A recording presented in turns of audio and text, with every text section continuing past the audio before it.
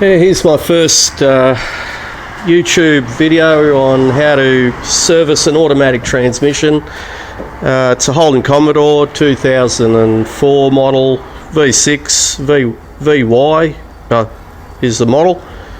Done about 312,000 kilometers. We service this vehicle regularly. Been asked, we sell a few solenoids on these on eBay and on so I've got lots of people continually asking me questions on how do I do this, how do I do that. In this video I hope to just point out how to do a service on one of these yourself. Try and do it safely, make sure the vehicle's raised properly and secured so it doesn't fall on you when you're doing the work. Make sure the oil or the transmission isn't hot when you're working on it, especially when you're draining the oil. When you're lying on the ground doing the job, it's a bit hard to get out of the way quickly if something goes wrong. So anyway, hopefully this can help a few people, and now I'll go ahead and start the video. Here we have a 2004 Holden Commodore. We're about to do a transmission service on it. Now, two ways of taking the oil out to start with. Dipsticks over here. What we do is we have a vacuum pump and we take out the oil via a tube through the filler tube, if the transmission's got a filler tube. A lot of the modern ones these days don't have a filler tube.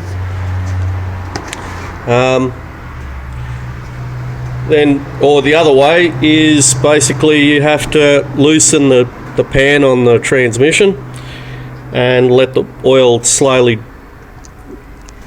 seep out into a tray or suitable tray. Now, one problem with doing it that way is that if the oil is hot, it can scald you or it can be dangerous. But anyway, I'm going to now take the filler tube, take the oil out of the filler tube there, and we'll continue with the service. I've just taken out the dipstick. I don't know if you can see it there, but notice there's rust on the dipstick.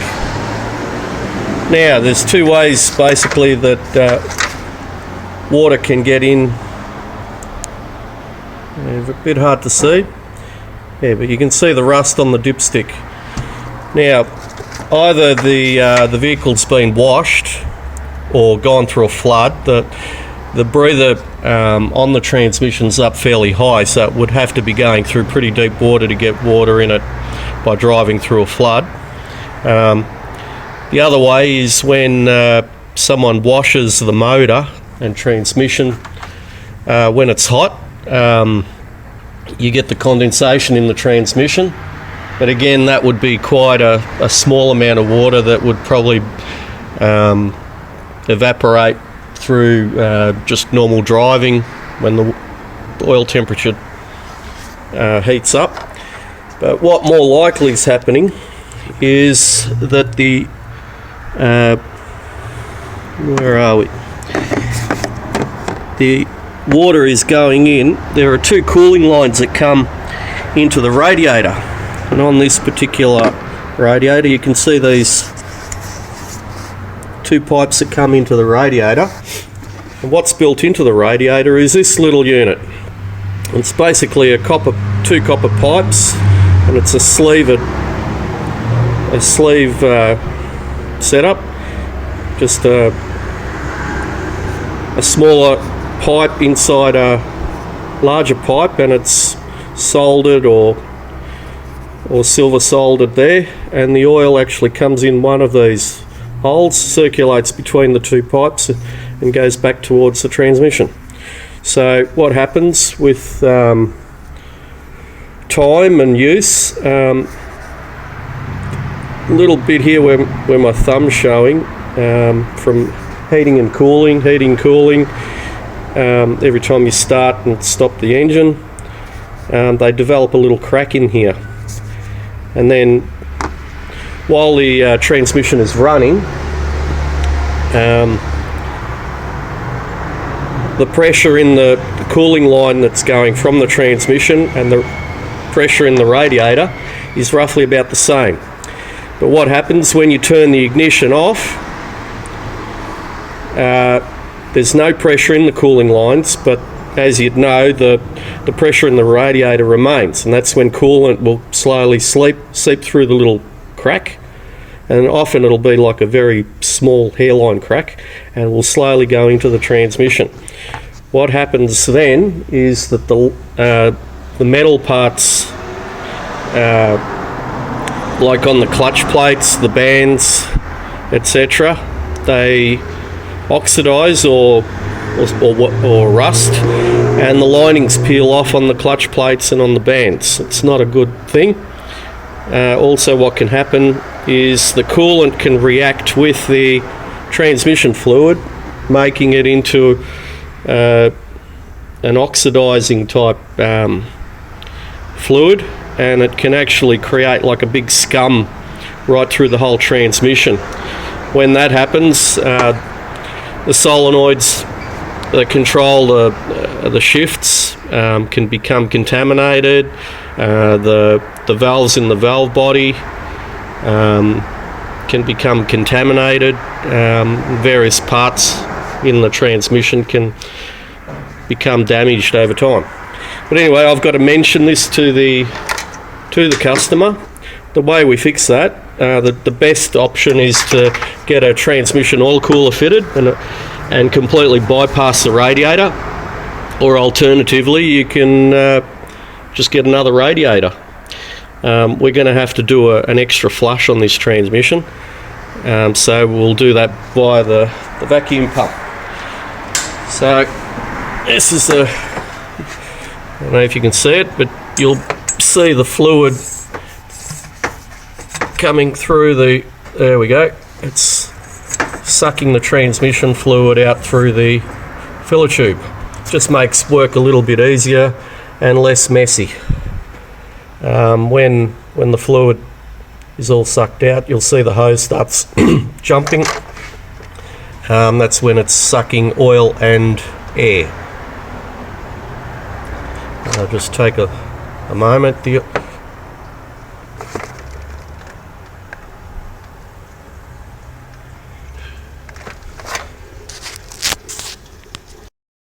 can see it jumping up and down. It's actually sucked all the oil out, and now it's sucking a little bit of air with the oil that's seeping down into the pan from out of the filter and out of the torque converter or wherever.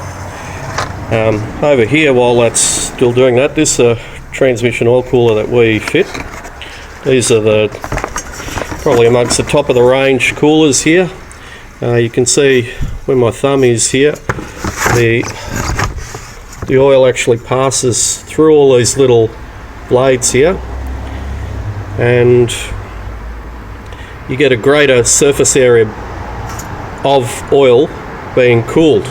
There are other designs where they have a pipe spiraling through, and then they have the blades that basically trying to get the heat away from the oil, and via the air passing through them to cool it down. So anyway, that's probably the option that I'm going to offer the customer. It's much better to fit one of these than to just replace the radiator. You'll get a lot more cooling there. The cooler you keep the transmission, the longer it will last.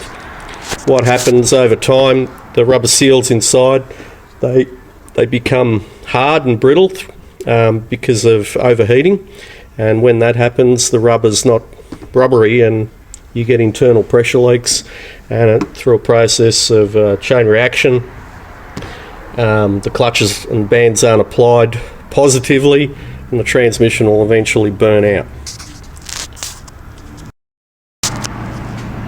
Now here's basically the sump on the transmission.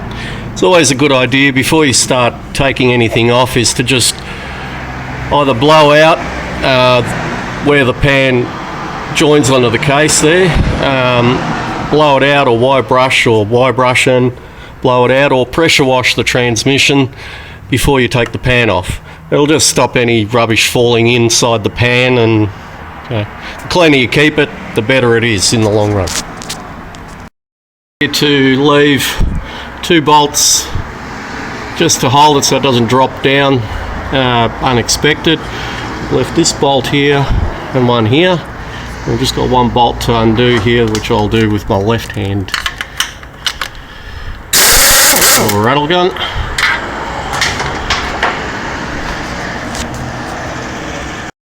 The pan, it should drop down a little bit. Oh, we've got another bolt there to take off. I didn't see that one.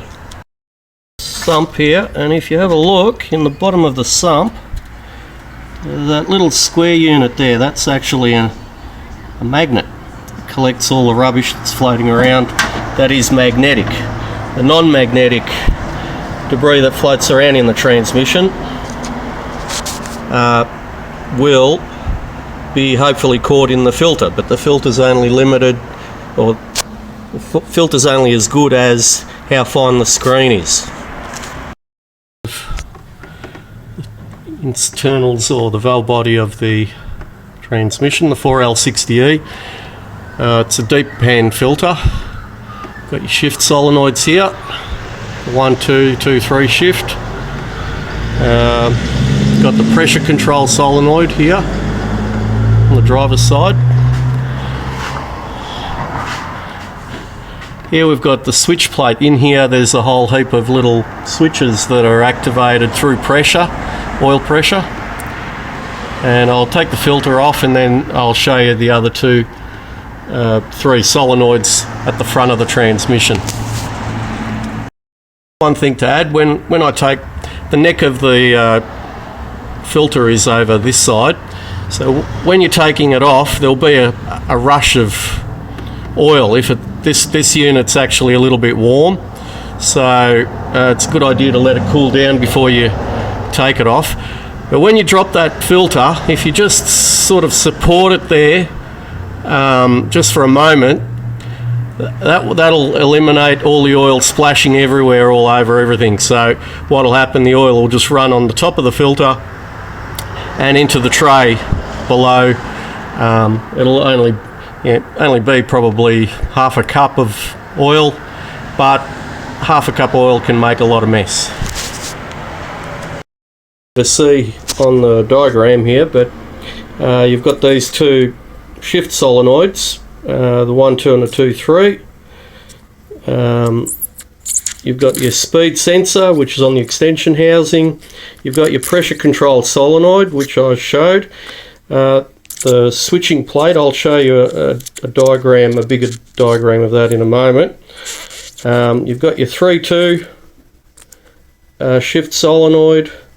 On this particular unit, there's a converter clutch and a pulse width modulating solenoid. Yeah, you can find a lot of this information on the internet. Often these solenoids will become contaminated or worn out if the transmission isn't serviced regularly. They're magnets, so they'll over time attract any fine metal that is suspended in the oil, and that originates just naturally from normal driving of a vehicle. Recommended once every 12 months or 20,000 kilometres to do a transmission service. If you do that, I know a lot of people think that it's just an unnecessary extra cost, but in the long run your transmission will last a lot longer, it'll run cleaner, and you'll be happier with it in the long run. Now here's the top side of the switch plate, and it just basically shows what the various switches, they're little pressure switches. When it gets pressure, it'll actually touch or open and either allow the oil to activate these switches. A combination of all these oil travelling through all these passages is what gives you all your different gears.